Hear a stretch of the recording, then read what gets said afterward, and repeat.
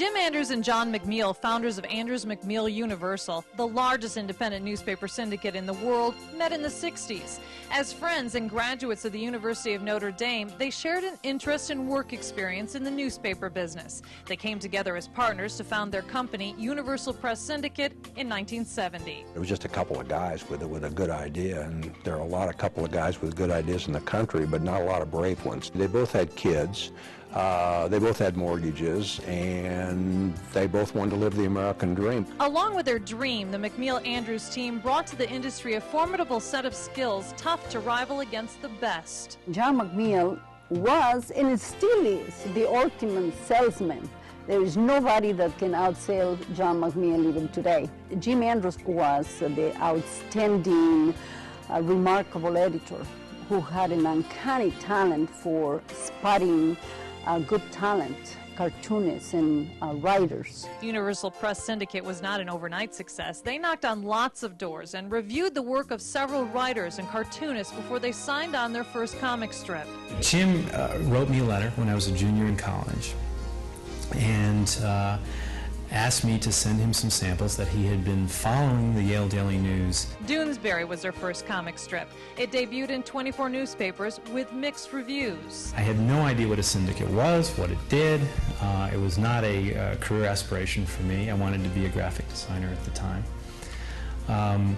But I went along with this because he made it sound so enticing and interesting. These fellows literally reinvented an industry. When they took up the comics page, it consisted largely of what are called continuity strips. The notion of a Doonesbury on the comics page, while it seems fairly familiar to us now, was just absolutely revolutionary in those days. Andrews and McMeel were not thinking about a revolution at the time. They were just trying very hard to build their business.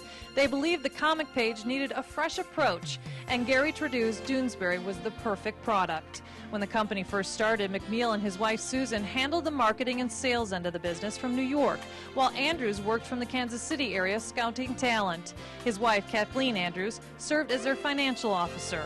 I get this phone call. I thought it was a crank call, and it was Jim saying, "Hey, did you ever think about syndication?" Tom Wilson's Ziggy became the syndicate's first panel cartoon. Soon, others followed. What set this company apart was the unique subjects their cartoonists and writers took on. Cartoonist Kathy Guswhite, Kathy, wrote about the perils of being a single working woman. Another cartoon dealt with sports obsessions. Writers began to seek out Universal because Jim and John had quickly built a reputation of treating their talent well and getting their work published and distributed widely. Universal began to grow rapidly by the late 70s. Andrews and McMeel decided to purchase the Washington Star Syndicate, which came with a group of editorial writers. Then, in 1979, cartoonist Lynn Johnston, for better or for worse, and Abigail Van Buren, the world-famous Dear Abby, joined the Universal family. But it was amazing what they did, and again, it was just brave. You know, they knew they had a good product, they knew they had a good plan, and they stuck with it. They were brave enough to stick with it for many years before the returns started coming in. In the fall of 1980, almost as soon as the returns started coming in, Jim Andrews died at the age of 44. Dear Abby remembers how family and employees grieved and recovered from Jim's death by focusing on the core values of the company. When Jim Andrews passed away, and so suddenly, Kathy stepped right in there.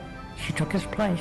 Over the next 5 years, the company experienced a whirlwind of success. Their publishing arm expanded, Gary Larson with The Far Side, and Calvin and Hobbes joined the syndicate. In 1984, the gifts and stationery division of Andrews and McMeel was founded. By 1990, they expanded into a multimedia production. 7 out of 10 cartoons published today are distributed by Universal Press. Today, it is the largest calendar company in the United States.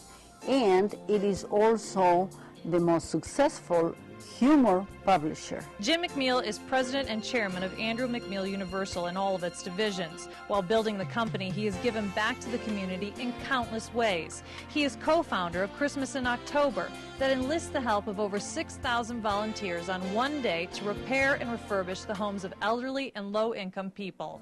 Tonight, we salute Kansas City Junior Achievement Business Hall of Fame laureates Jim Andrews and John McMeel.